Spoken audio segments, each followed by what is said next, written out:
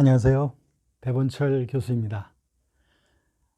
저와 여러분들은 종교개혁에 대해서 종교개혁이 로마 가톨릭 교회를 대항하여 어떻게 어떤 정신을 가지고 또 어떤 제도화의 과정을 거쳐오게 되었는지 여러 각도에서 우리가 살펴보고 있습니다.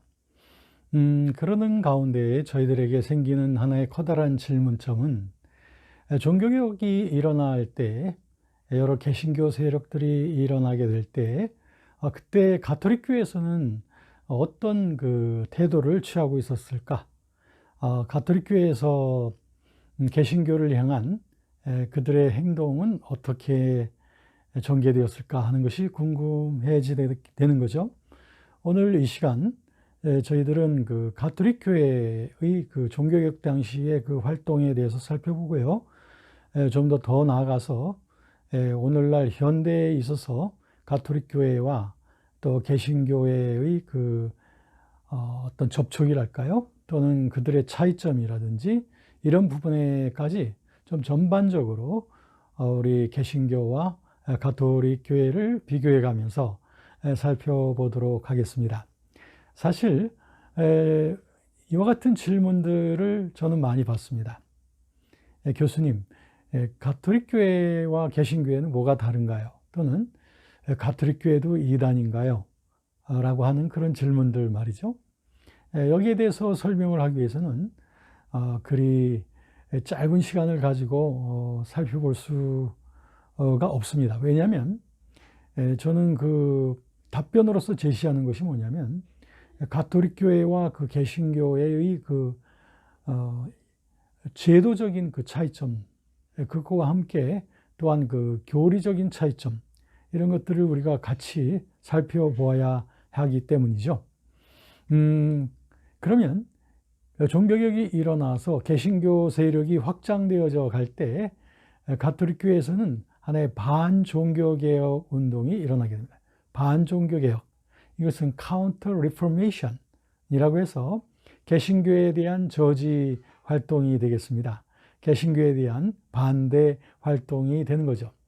여러분 아시다시피 유럽 전역이 개신교와 이제 가톨릭 교회의 그 세력 다툼으로 인해서 온 유럽 지역이 그 친가톨릭 또 친개신교 지역으로 나눠져 가고 있는 것을 보게 되죠. 이럴 때 이제 확산되어지는 그 개신교 세력에 대한 저지를 위해서 가톨릭 교회에서는 당연히 이런 커다란 홍수가 일어났는데 이것을 방관하고는 있지 않았겠죠. 그래서 가톨릭 교회에서는 뭔가 자기들의 그 교회를 좀 엄격히 재검토를 해보면서 열심히 그 개선 운동을 해보게 됩니다. 제도적인 면에서 또는 그들의 갖고 있는 그런 어떤 교리에 대해서도 말이죠. 그리고 무엇보다도 개신교에 대한 그 적극적인 저지 활동 이런 것을 힘쓰게 되는데 이것을 반종교 개혁이라고 일컫게 됩니다. 이런 반종교 개혁은 크게 한 세 가지 정도의 목표를 갖고 있었습니다.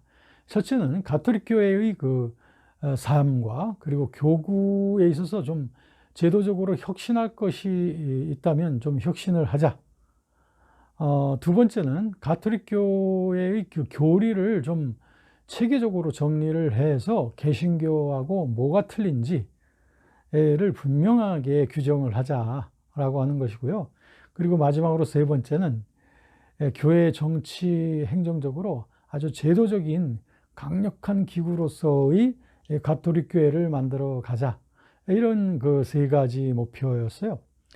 이 세 가지 목표가 다 개신교에 대한 저항의 그 궁극적인 목표를 갖고 있는 것이죠. 그래서 1540년부터 1648년 동안, 그러니까 어떻게 보면 1세기도 넘는 기간 동안에 이런 반종교 개혁의 그 목표를 가지고 가톨릭 교회에서는 부단히 움직이게 됩니다. 그리고 이와 같은 반종교 개혁에 가담한 그 주축적인 그런 기관들이 즉 예수의 선교회, 그리고 트렌트 웨이를 또 들 수 있고요. 그리고 이 선봉에서 또한 그 이단 신문소가 가톨릭 교회를 대항하는, 가톨릭 교회에서 볼 때 이단자들이죠. 이런 자들을 신문하고 처형하는 그런 기구들, 이렇게 되어지는 가운데 무엇보다도 이 반종교 개혁의 가장 핵심적인 논의는 그 트렌트 회의를 통해서 되어졌습니다. The Council of Trent.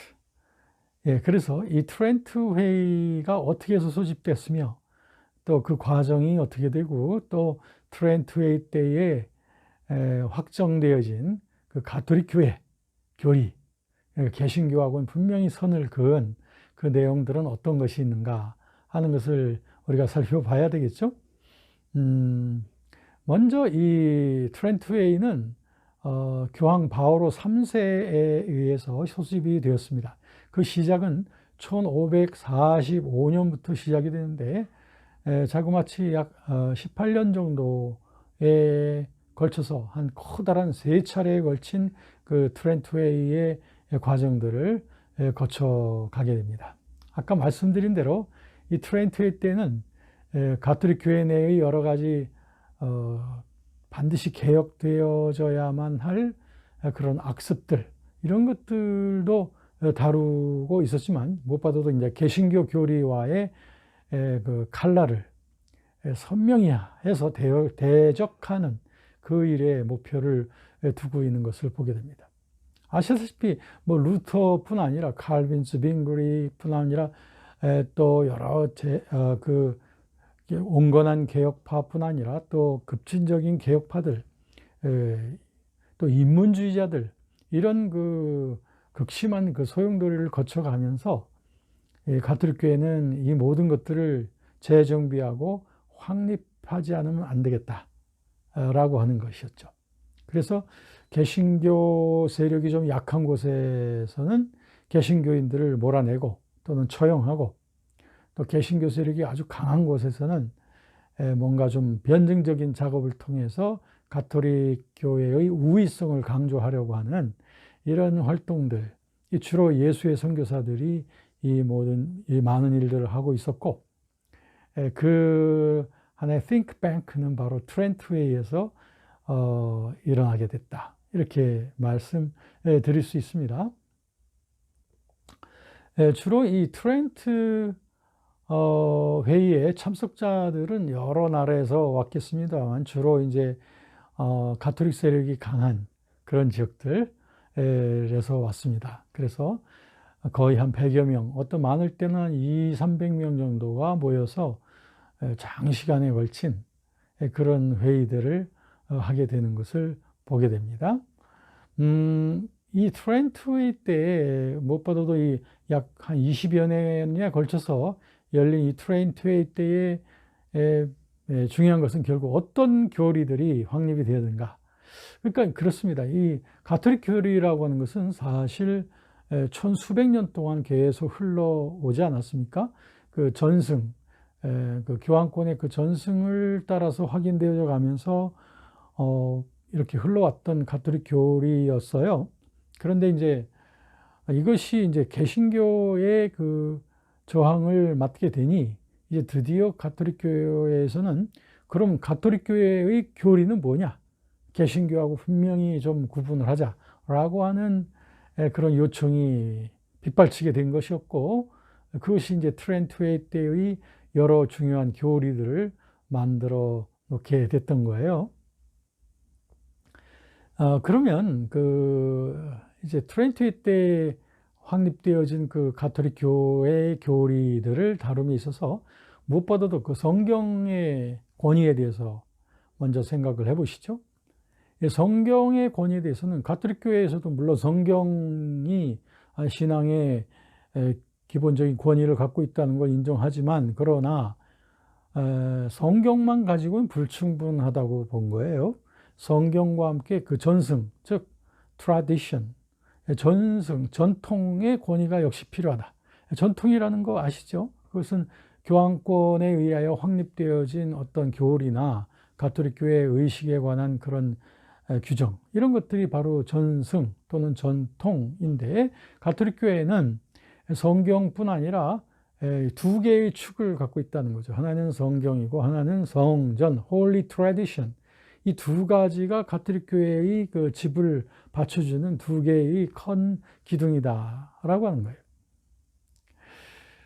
그러니까 가톨릭 교회에서는 이 그 전승의 빛을 가지고, 전승의 해석법을 가지고 성경을 본단 말이에요. 그러니까 똑같은 성경이라 할지라도 전승의 해석법에 의해서 성경을 보는 거죠. 그러니까 뭐랄까요, 성경의 그 자체의 의미보다는 전승의 요청에 의해서 해석되어진 성경이 되어지게 되는 거죠. 그렇기 때문에 가톨릭 교회의 교리 속에는 많은 그 성경적이지 못한 그런 그 교리들이 많이 만들어지게 된 그 배경이 바로 이 전승을 그만큼 존중하기 때문이다, 이렇게 축약해서 말씀드릴 수 있겠어요. 그런가 하면 가톨릭 교회에서는 이제 오늘날 우리가 개신교에서 사용하는 성경 66권 외에도 구약 외경, 또 신약 외경, 이런 것들을 말하는데, 트렌트 때는 특별히 구약 외경도 역시 정경의 목록에 들어간다라고 그들은 선포를 했어요. 그 외에도 이제 이와 같은 커다란 것이 바로 성서와 성전의 두 가지 축이라는 거고요. 그 다음에 이제 그러다 보니까 여러 가지 전승에 입각한 성경 해석을 하게 되는 거죠. 그래, 예를 들면은 원죄론에 있어서 아담의 후손들에게는 다 죄성이 유전된다. 그런데 그 모든 것이 세례를 받게 되면, 가톨릭 교회에서 baptism, 세례를 받게 되면 그 모든 죄가 다 씻김 받는다라고 말함으로써 세례적 은총, 즉 baptismal grace, 세례적 은총을 말합니다.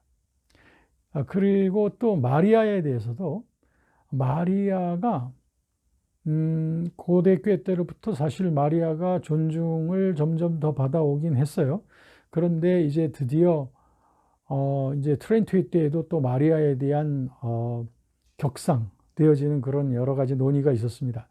그래서 무염시태설, Immaculate Conception이라고 하는, 무염시태설이라고 하는 것은 마리아가 원죄의 오염을 받지 않은 첫 여인이라는 거죠. 그 원죄의 오염을 받지 아니하고 예수님을 잉태했다라고 하는 그 교리가 무염시태설인데요. 이 무염시태설에 대한 논의가 이 트렌트 때에 많이 논의가 되어졌습니다. 그러나 이때 확정되지는 않았습니다. 참고로 말씀드리면 이 마리아의 무염시태설 이와 같은 논의가 교리로서 확정되어진 것은 19세기에 가서 바티칸 공의회, 제1차 바티칸 공의회죠. 이때에 가서 마리아의 무염시태설 교리가 천주교 교리로, 즉 가톨릭 교리로서 확정이 되어지는 거예요. 이 트렌트 때는 아직 거기까지 가지는 않았어요. 많은 논의가 있긴 있었습니다. 그 다음에 그 선행에 관한, good deeds, 그 선행에 관해서, 그러니까 마틴 루터 같은 경우는 의롭다함 받은, 믿음으로 의롭다함 받은 자가 주님 앞에 드리는 자발적인 그 행위, 선한 행위가, 그것이 하나님이 정말 기뻐 받으시는 기쁜 윤리이고 그것이 참다운 선행이라고 보았지 않습니까? 그런데 반해서 가톨릭 교회에서는 예수 그리스도를 믿는 사람뿐 아니라 죄인들, 예수님을 안 믿는 사람, 그리스도를 모르는 사람이 선행을 해도 그건 다 선행이다, 그건 죄가 될 수 없다라고 보는 이러한 그와 같은 공로 중심적인 또는 행위 중심적인 이와 같은 죄에 대한 이론을 계속 교리로서 유지해 갑니다. 그리고 죄인들도 역시 선한 행동을 할 수 있는 그 자유의지가 있기 때문에 그 모든 것은 다 하나님 앞에 인정이 되는 선행이다, 이렇게 보는 점이 마틴 루터의 이신칭의론하고는 각을 세우고 있어요. 마틴 루터는 이신칭이 믿음으로만 인간들은 죄인들은 하나님 앞에서 의롭다함 받는다고 본데 반해서 가톨릭 교회에서는 이것을 거부합니다. 믿음으로만 의롭게 될 수 없다 라고 하면서 믿음도 필요하지만 사랑, 소망도 다 필요한 것이다. 믿음도 필요하지만 행위도 필요한 것이다 라고 하면서 개신교하고 각을 세웁니다. 그런가 하면 이 성례전에 있어서도 매우 틀립니다. 여러분, 개신교에서는 성례전을 두 가지만 성례전으로 인정을 합니다. 그 두 가지는 무엇이냐면, 그 두 가지는 다 성경에 다 그 언급이 되어 있는 두 가지예요. 무엇일까요? 그건 세례, 첫 번째는 세례고 두 번째는 성만찬입니다. 요거 두 가지만이 개신교회의 성례전으로서 인정이 되고 있습니다. 그런데 반하여 가톨릭 교회에서는 성경에 나와 있는 그 뭐 두 가지뿐 아니라 또 여러 가지 그 성례전들을 목록을 만들게 됩니다. 그래서 한 7가지 정도의 성례전, Seven Sacraments, 7가지의 성례전의 목록을 재확인하게 됩니다. 첫 번째는 세례입니다. 영세라고도 말하죠. Baptism입니다. 이것이고요. 그 두 번째는 견신례. 견신례라고 하는 거 아마 생소하신 분들도 계실 거예요. Confirmation이라고 해서 세례받은 자들이 좀 더 확고한 신앙의 단계에 이르게 되는 성례전. 이걸 견신례라고 하는데 다른 말로는 견진성사라고도 말합니다. 세 번째는 미사입니다. Mass. 이 미사가 바로 이제 그 성만찬에 해당되는 거예요. 가톨릭 교회의 그 모든 미사의 중심은 그 성만찬인 것이죠. 그래서 이 미사가 바로 그 성만찬입니다. The Lord's Supper. 그 다음에는 고해 성사입니다. 고해. 이 고해라고 하는 것은 세례받은 자들이 이제 또 자꾸 죄를 짓게 되면 사제 앞에 나가서 그 죄를 자백하는 거죠. 그럼 그 사제는 예수 그리스도의 이름으로써 대신 예수 그리스도의 이름으로 그 죄를 사하거나 또는 배상을 요구하거나 하면서 하는 그런 성례전을 고해성사, 고해라고 말합니다. 다섯 번째는 종유, 종유, 마지막 종자이고 기름 유자입니다. 종유라고 하는 것은 마지막으로 기름 부음을 받는 그런 것이라고 해서요. 이건 뭐냐면 돌아가시게 된 분들에게 마지막으로 치르게 되는 성례전이 바로 종유인 것입니다. 이걸 다른 말로 종부성사라고도 말합니다. 그 다음 여섯 번째는 무엇이냐면 혼례입니다. 결혼성사예요. 혼인성사. 여섯 번째 혼인성사. 이것도 가톨릭 교회에서는 성례전으로 포함을 시킵니다. 물론 우리 개신교에서도 물론 결혼 예배를 드리죠. 또 목사님이 그 신랑 신부를 앞에 놓고 예배를 드립니다.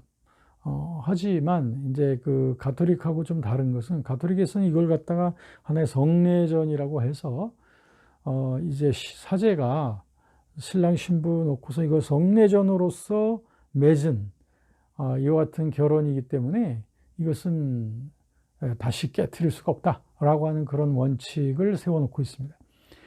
그렇기 때문에 가톨릭 교회에서는 이혼율이 우리 개신교보다는 상당히 낮아요. 왜 그런 거 아니? 가톨릭 교인들이 혼인성사까지 하고서 부부가 되었으면, 그렇게 해서 가정을 이루었으면 그들이 뭐 여러 가지 웬만한 그런 이유가 있어가지고 뭐 이혼을 하려고 하겠습니까마는, 그럼에도 불구하고 이 이혼이 잘 성립이 안 됩니다. 왜냐하면 교회에서, 가톨릭 교회에서 이걸 잘 허락을 안 해주는 거죠.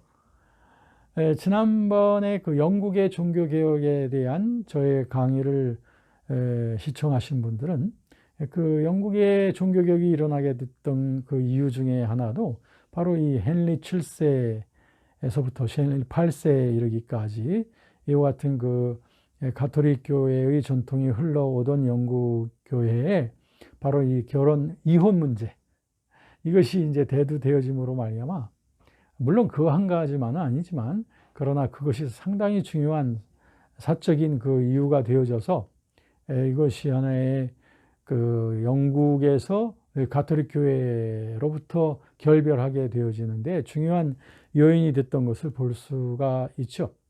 그래서 오늘날도 보면은 가톨릭 교회 국가, 가톨릭 교를 그 하나의 국교로 하고 있는 그런 국가들, 이런 국가들은 이제 그 결혼할 때도 신부님을 초청하지만 이제 이혼을 허락받기가 굉장히 힘들어요. 그러다 보니 그 가톨릭 국가 내에서는 그 하나의 법적으로는 이혼을 하지 못했지만, 그러나 사실적으로는 이혼 상태에서 별거 생활을 하는 그런 부부들이 상당히 많이 있는 이유가 바로 거기에도 하나의 이유가 있습니다. 그래서 혼인성사, 혼례, 그리고 마지막이 뭘까요? 마지막 7번째 성례전이 있습니다. 이 마지막 7번째 성례전은 이건 특별한 사람만이 받는 성례전입니다. 지금까지 말씀드린 이 6가지는 전부 다 가톨릭 신자라면 전부 다 거쳐가는 그런 성례전이에요. 그런데 이 마지막 한 가지는 일반 신자들이 받을 수 없는 거예요.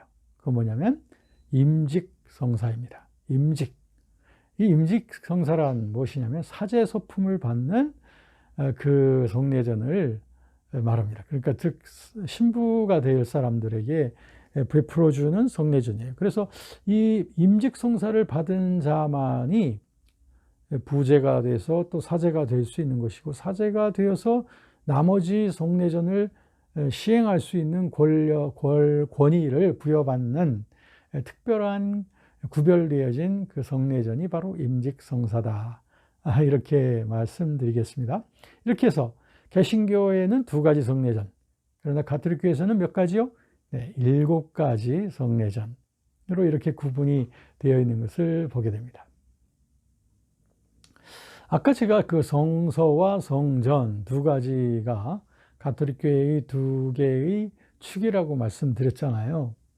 그렇습니다. 개신교에서는 오직 성경 아니겠습니까? 솔라 스크립투라, 오직 성경을 가지고 모든 걸 평가한다는 것. 그런데 가톨릭교에서는 그것만 가지고는 충분하지 않다라고 보는 거예요. 복음을 전하고 복음을 설명하는 데 있어서 성경의 자료만 가지고는 불충분하다. 그렇기 때문에 전승, Holy Tradition, 즉 성전이 필요하다. 그 성전이 무슨 성경처럼 이렇게 기록된 것은 아니지만, 그러나 성경의 자료의 그 불충분성을 보완해 주는 것이 바로 이 전승이다. 이렇게 규정을 하고 있단 말이에요. 그러다 보니 가톨릭교에서는 이 전승으로 확정되어진 것들은 다 성경적 권위와 비슷한 그런 권위를 갖고 오늘날까지 흘러오고 있다는 거죠. 이따가 제가 현대 가톨릭교회에 대해서 말씀드릴 때 다시 한번 좀 정리하겠습니다만, 이것이 이제 가톨릭교회하고 개신교회가 교리적으로, 의식적으로 틀린 그 많은 점들이 틀린데, 그 틀린 것의 출발점이 바로 여기서 나오는 거죠. 개신교회는 솔라 스크립투라, 그런데 가톨릭교회는 성경과 함께 성전, 거룩한 전승, 네, 이 2가지를 보기 때문에 여기서 차이가 굉장히 많이 나온다. 특별히 가톨릭교회에서는요, 개신교에서는 오직 믿음, 솔라 피데, 이것을 굉장히 중시하지 않습니까? 그런데 가톨릭교에서는 오직 믿음만 가지고는 안 된다는 거죠. 그러면서 성례전에는 그 성례전 자체의 힘이 있다. 라틴어로 엑스 오페레 오페라토라고 되는데요. 즉 성례전에 순종하는 마음으로 참석했으면 그 참석한 사람들에게 성례전 자체의 힘으로 말미암아 은총이 주어진다. 그래서 은총이 그 성례전을 통하여 주입된다. 그 은총의 주입이라고 말합니다. Infusion of grace. 그렇기 때문에 개신교에서는 오직 믿음으로 은혜를 받지만 가톨릭교에서는 성례전이 없이는 은혜도 없고 성례전이 없이는 구원도 있을 수 없다라고 보는 것이죠. 네, 이제 좀 여러분들이 근본적으로 개신교와 가톨릭교회가 어떤 점에서 차이점이 시작이 되는지에 대해서 여러분들이 이해하셨으리라고 봐요.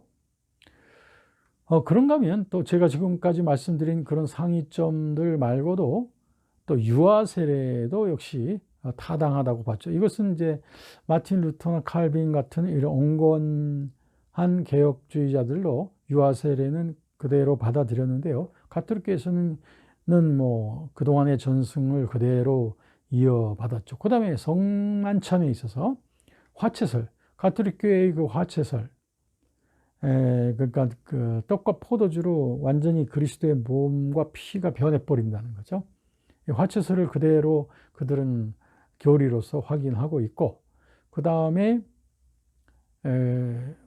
성당 개념을 아주 강하게 유지하고 있습니다.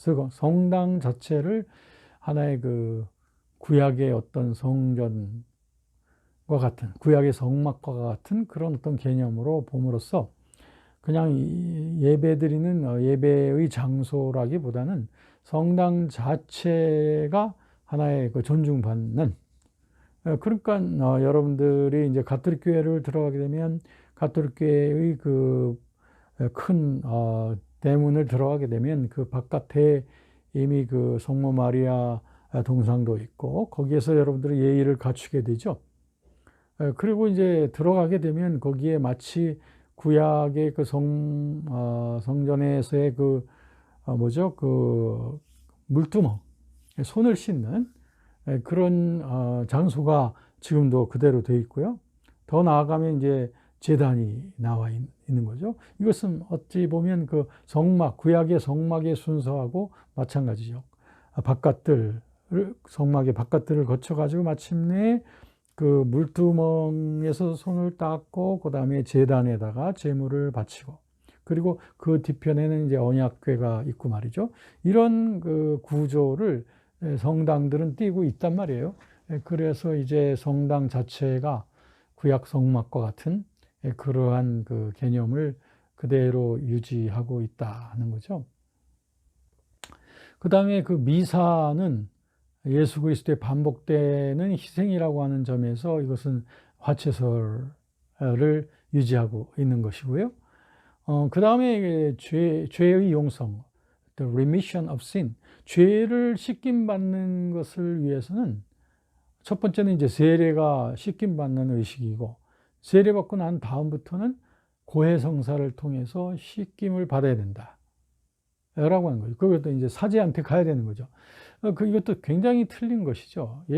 그 개신교에서는 우리가 그 믿음으로 거듭나게 되고 나서 그러면 우리들이 죄 용서함을 받지요. 그러고 난 다음 우리가 짓는 죄에 대해서는 우리가 예수 그리스도 앞에 직접 믿음으로 나가죠. 그래서 예수 그리스도로부터 믿음으로 용서함을 받는단 말이에요. 그것에 반해서 가톨릭교에서는 예수 그리스도로부터 흘러내려오는 그 사유의 은총을 사제가 중개를 하는 거죠. 미디에이터, 하나의 중개자로서 사제가 예수 그리스도의 그 은총의 그 매개자가 되어져서 그 사제가 이제 일반 신조들에게 나눠주는 이런 것이죠. 그리고 이제 가톨릭 교회의 그 미사에 있어서는 아까 말씀드린 대로 성만찬이 메스, 그러니까 미사, 그것이 이제 가장 중점을 이루고 있고요. 설교는 뭐 하나의 제2차적인 의미밖에 없는 것입니다.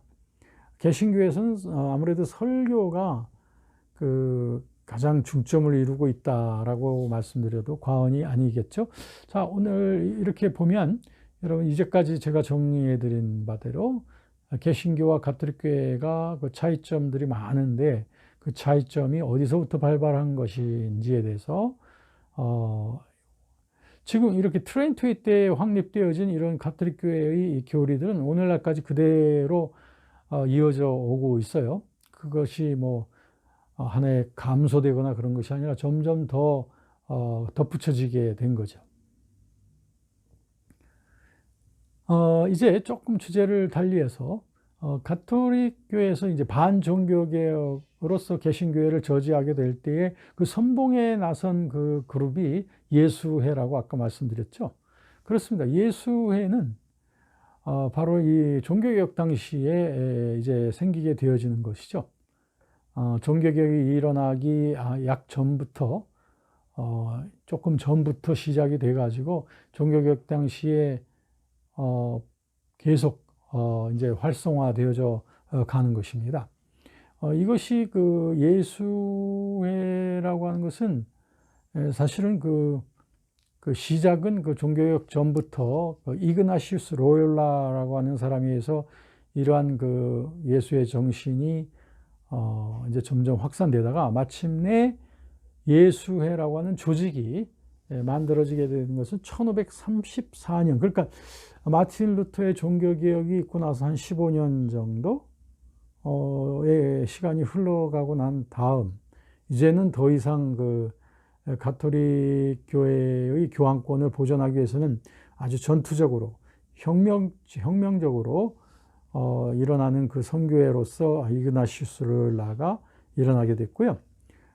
일어나게 되자 이제 교황 파울루스 3세는 이 1540년에 이 예수회 모임을 정식 수도회로서 인정을 해줬고요. 그때부터 이제 이 예수회 선교회는 이그나시우스를 초대 원장으로 해서 이제 계속 확산되어져 가게 됩니다. 이 예수회 선교회, 제수이트라고 그랬죠. 이들에게도 세 가지 서약이 있었습니다. 그것은 빈곤, 청결, 그리고 절대 복종. 그래서 이런 그 서약을 하고서 세계 어디든지 가서 교황권을 보호하고 확산시키는 그 일을 위해서라면 가장 용맹스러운 돌격대 역할을 한 수도회가 바로 예수의 선교회가 되겠습니다. 물론 예수의 선교회는 오늘날까지도 지금 세계 전역에서 활동을 하고 있죠. 그래서 예수의 선교회의 활동을 반종교개혁의 생명이다 하고 가톨릭교에서는 굉장히 칭송을 하고 있습니다. 이 예수회는요, 설립 초기부터 아주 적극적인 교황의 지지를 받아가면서 유럽 여러 지역에서 수적으로나 수적으로나 또 지역적으로나 계속 확산되어져 가는 것입니다. 그래서 얼마 되지 않아서 즉 이그나시우스 로욜라가 이제 죽게 되는 한 1556년경쯤 되자 유럽에 굉장히 많은 아마 그 수도의 지부가 한 100개도 넘었고 거기에 그 회원 수가 1,000명도 넘는 그러한 그 거대한 수도회로서 확산이 되어져 왔던 것입니다. 그런데 이제 이 예수의 선교회의 그들의 그 나름대로의 선교 방법이 매우 특이했던 거예요. 그 뭐냐면 교황권을 뿌리내리게 하기 위해서는, 즉 가톨릭 교회의 세력을 뿌리내리는 일을 위해서라면 어떤 수단 방법도 가리지 않는 거죠. 그러니까 그 목적을 위해서라면 어떤 방법도 가리지 않는 거예요. 그러다 보니 어떤 일이 여러분들 예상되십니까? 그건 뭐냐면 이 수도회가 다른 문화와 다른 종교가 있는 그런 지역에 가잖아요. 그럼 그들에게 하나의 미션 바이 포스, 힘에 의한 선교 방법으로 그들을 굴복시키고 그들에게 이제 가톨릭 교회를 이제 로 개종시키는 거죠. 개종시키는 그 과정에서 아무래도 그들 지역에 있는 토속 종교도 있고 문화도 있고 하니까 이 가톨릭 교회의 문화와 신앙하고 다 같지 않죠.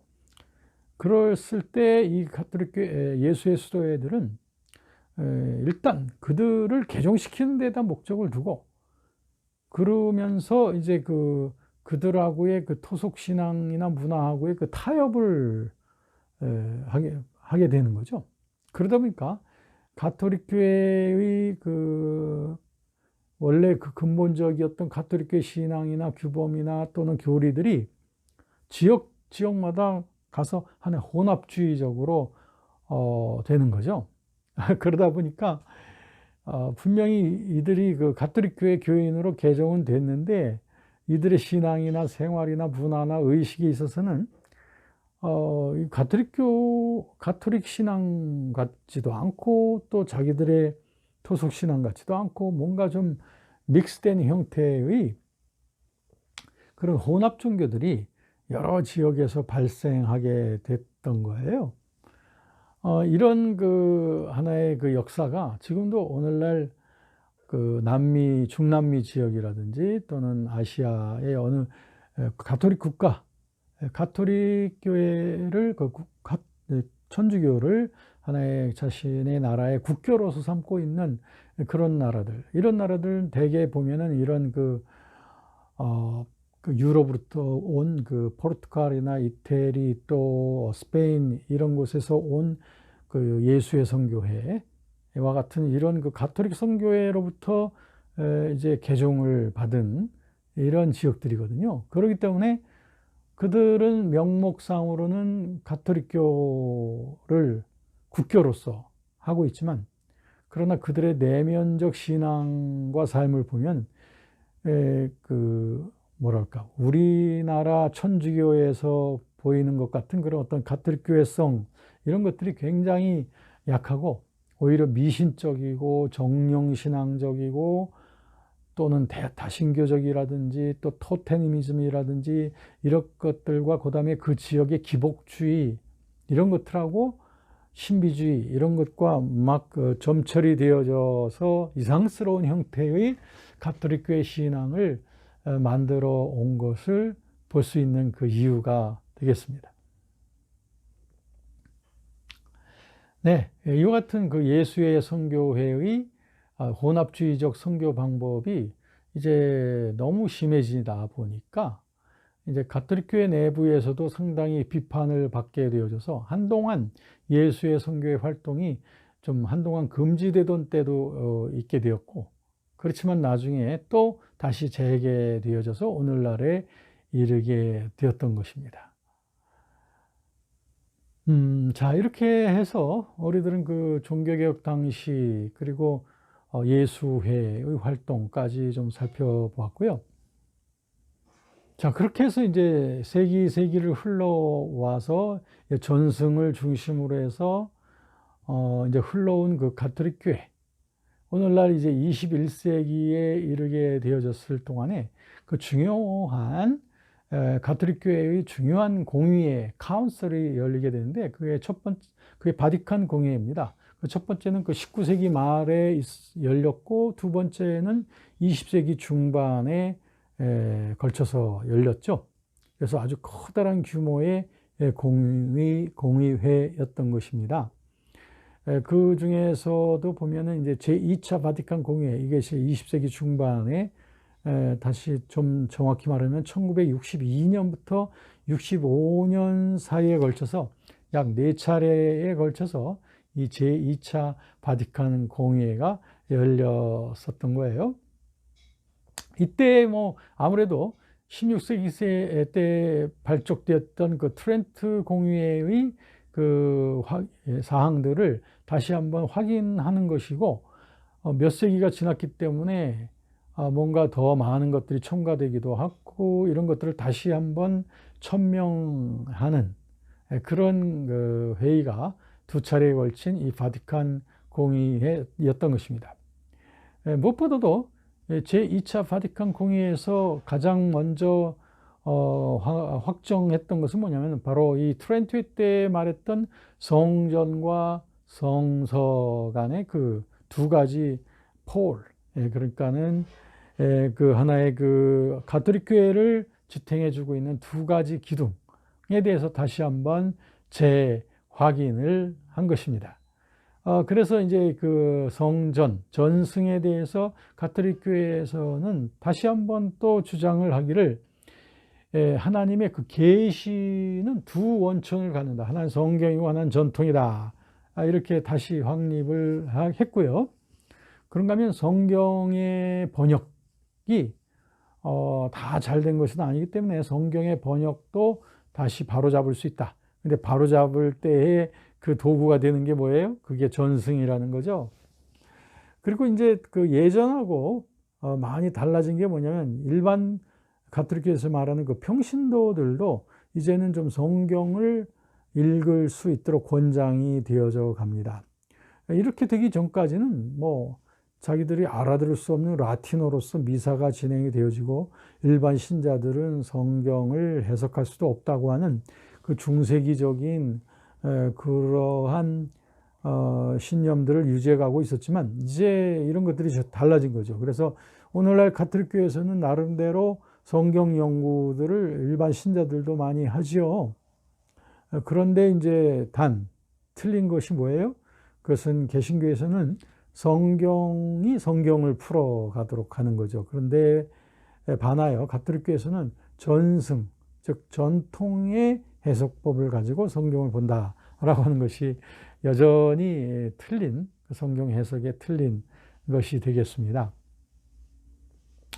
그래서 오늘날 어찌 보면 트렌트웨이 때보다도 훨씬 더 많은 그 전통들이, 전승들이 가톨릭 교회 내에 이제 더 감이 되어져 간 거죠. 오늘날 더 많은 전승들이 지금 오늘날까지 이어져 오게 된 것이다. 이렇게 말할 수 있겠습니다. 자, 그 다음에 이제 바티칸 공회 때 또 그들이 또 확정하게 된 것이 뭐냐면 교회가 뭐냐? 그것도 역시 전통적인 그들의 신념을 그대로 유지하고 있습니다. 뭐냐면 교회는 하나뿐이라는 거예요. 그리고 그 하나뿐인 교회는 바로 가톨릭 교회라는 것입니다. 그러니까 그 가톨릭 교회가 구원의 유일한 기관이라고 하는 것이죠. 그러면 정교회라든지 개신교회는 뭐냐? 그들은 그 참된 생명인 그 교회로부터 떨어져 나간 옛 형제들이라 이거죠. 그러니까 그들이 다시 가톨릭 교회로 돌아와야 그 구원의 생명에 참여하게 된다라고 하는 것이 가톨릭 교회의 변함이 없는 그런 그들의 교회론입니다. 그러니까 어떤 분들은 이 점에 있어서 말하기를 이렇게 말합니다. 가톨릭 교회는 굉장히 관용적이고 포용적인데 개신교회는 왜 그렇게 빡빡하냐? 포용성이 없다. 이렇게 말하시는 분들이 있는데요. 사실 들여다놓고 보면은 가톨릭 교회의 교회로야말로 정말 뭐랄까 다른 여지가 없습니다. 그 교회 가톨릭 교회 그 가시적 교회로서의 그 가톨릭 교회가 구원의 기관이라고 보는 것이고 그 교회에서 베풀어지는 성례전이 없이는 구원이 없다고 보기 때문에 그렇습니다. 오늘날 또 가톨릭 교회의 그 성만찬 변하지 않았습니다. 화채설입니다. 여전히 그 중세기 때 그 화채설을 지금까지 유지해 가고 있는 것입니다. 즉 이것은 내 몸이다, 이것은 나의 피라고 사제가 선포할 때에 그때 예수 그리스도의 살과 피가 그 떡과 포도주로 변화되어진다라고 하는 것이죠. 그 다음에 이제 한 가지 더 다룰 주제는 뭐냐면 가톨릭 교회는 그러면 집을 나간 옛 형제들이라고 말하는 정교회와 그 개신교회에 대해서는 지금 어떤 태도를 취하고 있는가? 아시다시피 가톨릭 교회는 11세기에 정교회와의 그 결별을 선언하게 됐고요. 그리고 또 가톨릭 교회 내에서는 16세기에 또 개신교하고 또 결별을 하게 돼서 지금 오늘날 이 세 가지의 커다란 교회 제도가 지금까지 흘러오고 있지 않습니까? 그래서 이제 보면은 이제 그러면 도대체 가톨릭 교회에서는 그런 정교회하고의 어떤 교류 같은 건 없었는가? 물론 있고요. 또 오늘날에 있어서 좀 더 긴밀하게 되어지곤 있어요. 그러나 그것이 곧 구원의 문제를 다 같이 용인해 준다는 그런 뜻은 아니죠. 지금도 이제 가톨릭 교회하고 정교회하고 사이에는 많은 교리나 의식의 서로 상이점들이 많이 지금도 있어요. 그렇기 때문에 섣불리 뭐 가톨릭 교회와 정교회가 뭐 서로 합치되는 그런 날이 오지 않을까라고 하는 그런 어떤 낭만적인 생각을 하시는 분들도 있는데요. 이것은 그리 쉬운 일이 결코 아닌 것이죠. 그다음에 이제 그 가톨릭 교회는 그럼 개신교하고는 그럼 어떨까? 개신교하고 뭔가 교류와 대화. 이건 아무래도 이제 20세기에 들어와서 제1차 세계대전과 제2차 세계대전을 거칠 당시에 개신교와 가톨릭 교회 간의 그 협력 사업들이 좀 많이 있었던 것은 사실입니다. 똑같이 그 전쟁이라고 하는 커다란 그 실존 문제 속에서 그들이 같이 머리를 맞대고 고민을 하고 같이 협력적으로 일했던 것도 사실이에요. 그러나 그것이 이제 곧 구원 문제의 가 서로 협의되어져서 일치점을 찾았다는 그런 말은 아니고, 또 개신교와 가톨릭이 그 하나의 그 통합의 어떤 그 길을 찾았다는 그런 말도 전혀 아닙니다. 그러나 이제 그 하나의 교류적인, 적극적인 교류적인 그런 어떤 몇 가지 신뢰를 들어본다면 1960년대에 그 대대적인 그 카리스마 운동, 은사갱신 운동이 일어났을 때에 그 운동이 개신교뿐 아니라 가톨릭 교회에도 굉장히 영향을 많이 주었기 때문에 그때 이후로 개신교인들과 함께 그 은사 운동, 그 기도 운동, 또 성령 집회 이런 것들을 같이 활동하는 이런 그 가톨릭 교인들도 많이 생긴 것은 사실입니다. 그리고 또 하나는 뭐냐면, 또 하나의 변수는 뭐냐면, 가톨릭 교회도 역시 일반 신자들이 성경을 읽는 것을 이제는 권장받는다고 말씀드렸잖아요. 그러다 보니까 아무래도 성경에 대한 해석이나 성경에 대한 공부, 성경 묵상에 대한 그 전통은 개신교를 따라올 수 없죠. 그러다 보니까 이제 개신교인들의 도움을 받아서 성경에 대한 연구, 성경 연구를 하는 그러한 그 가톨릭 교인들이 늘어나고 있습니다. 그래서 신구교, 그 개신교인들과 함께하는 성경 연구 이런 것들은 일어나고 있고요. 특히 유럽이라든지 또는 그 북미주 같은 경우 이런 데서는 그런 모임들이 상당히 많이 보이고요. 그런가 하면 뭐 그 신학교를 개신교인들과 가톨릭 교인들이 한 신학교 내에서 같이 공부를 한다든지, 아니면은 그 종교 서적을 가톨릭 교인들과 개신교들이 같이 연합해서 출판 사업을 한다든지, 이런 것들은 지금 도처에서 볼 수 있는 건 사실입니다. 개신교에서도 그 이런 정도의 활동에 있어서는 가톨릭 교인들하고의 그 협력 사업을 하고 있는 건 사실입니다. 그러나 외향적으로 볼 때 좀 개방적인 또 포괄적인 자세를 취하는 듯한 가톨릭 교회의 노선이, 그러나 절대로 그들은 양보하지도 않고 물러서지도 않는 것이 뭐냐면 교황권의 전승인 것입니다. 그러니까는 뭐 아주 지엽적인 작은 부분들에 있어서는 그 가톨릭 교회에서는 그냥 타협해주고 양보하는 것 같이 보일 때도 많이 있어요.